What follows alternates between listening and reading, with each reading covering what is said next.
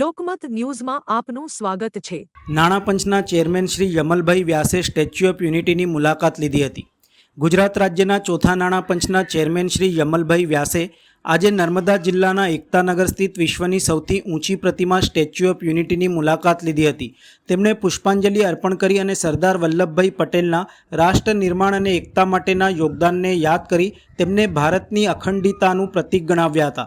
Statue of unity પરિસરમાં આવેલ પ્રદર્શન ક્ષેત્રમાં તેમણે સરદાર સાહેબના જીવન પ્રસંગો, ભારતના એકીકરણ માટેના તેમના પ્રયાસો અને પ્રતિમાના નિર્માણ પાછળની આધુનિક ઇજનેરી પ્રક્રિયાઓ વિશે માહિતી મેળવી હતી। વ્યુઇંગ ગેલેરી પરથી સરદાર સરોવર, નર્મદા ડેમ તેમજ આસપાસના વિંધ્યાચલ અને સાતપુડાની પર્વતમાળાઓ વચ્ચે વહેતી નર્મદા નદીનો સુંદર નજારો નિહાળી તેઓ મંત્રમુગ્ધ બન્યા હતા। મુલાકાત દરમિયાન નોંધપોથીમાં તેમણે લખ્યું હતું કે વડાપ્રધાન નરેન્દ્ર મોદીના વિઝન અને દ્રઢ ઈચ્છાશક્તિથી આ ભવ્ય પ્રકલ્પ સાકાર થયો છે, જે દેશ માટે પ્રેરણા સ્ત્રોત છે।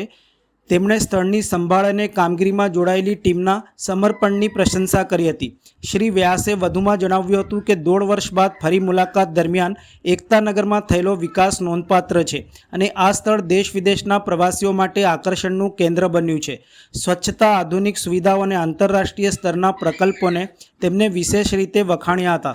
આ અવસરે તેમને નર્મદા મહાઆરતીમાં સહભાગી બની તેમજ જંગલ safari, pad zone, Sardar Sarovar, Narmada dam, cactus garden અને બટરફ્લાય ગાર્ડનની પણ મુલાકાત લીધી હતી।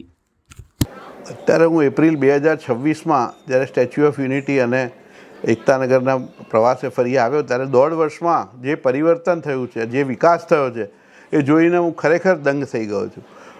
ગુજરાત અને દેશ માટે આ પ્રોજેક્ટનું અને આ સ્થળનું શું મહત્ત્વ છે એને દેશ અને વિદેશના પર્યટનકારીઓ હોય, પર્યટકોથી માંડીને અભ્યાસ કરવાવાળા લોકો, નિષ્ણાતો, આ બધાને માટે એક ઉદાહરણ બને એવું સ્ટેચ્યુ ઓફ યુનિટી બન્યું છે। એવી જ એકતાનગરના પૂરા જિલ્લાની જે વિકાસ થયો છે અને જે ઝીણવટપૂર્વક વિદેશને ટક્કર મારે એવા પાર્ક બનાવવામાં આવ્યા છે, એવા સ્થળ ઊભા કરવામાં આવ્યા છે અને જે સ્વચ્છતા મેન્ટેન થઈ રહી છે એ હું માનું છું કે દેશના કોઈ ભાગમાં આટલું સુંદર સ્વચ્છ કોઈ એક સ્થળ વિકાસ પામ્યું નહીં હોય। અને હું આશા રાખું છું કે જે સ્ટેચ્યુ ઓફ યુનિટી ઓથોરિટીની જે ટીમ છે, જે નિષ્ઠાપૂર્વક કામ કરે છે, જે ખૂબ ખંતથી કામ કરી રહ્યા છે અને વિઝન સાથે કામ કરી રહ્યા છે, એને ખૂબ વધારે સફળતા મળશે। હું એમને શુભેચ્છા પાઠવું છું અને આગામી વર્ષોમાં એકતાનગર જોવા માટે વિશ્વભરમાંથી લોકો વધારે ને વધારે આવે એવું હું એમને શુભેચ્છા આપું છું।